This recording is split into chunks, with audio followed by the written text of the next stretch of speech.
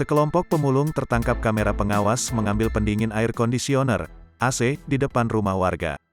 Peristiwa itu viral di media sosial, diunggah berbagai akun salah satunya Wulan Nia Anastasia, Kamis, tanggal 17 Februari tahun 2022.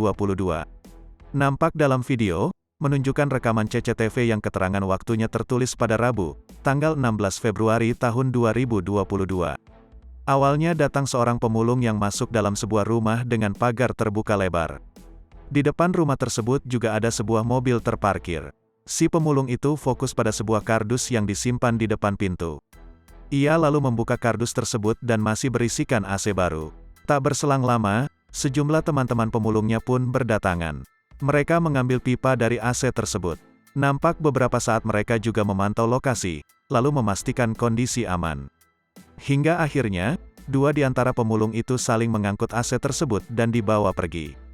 Hanya tersisa kardus yang masih tersimpan di depan pintu rumah warga yang disebutkan berlokasi di sekitaran Merauke, Papua.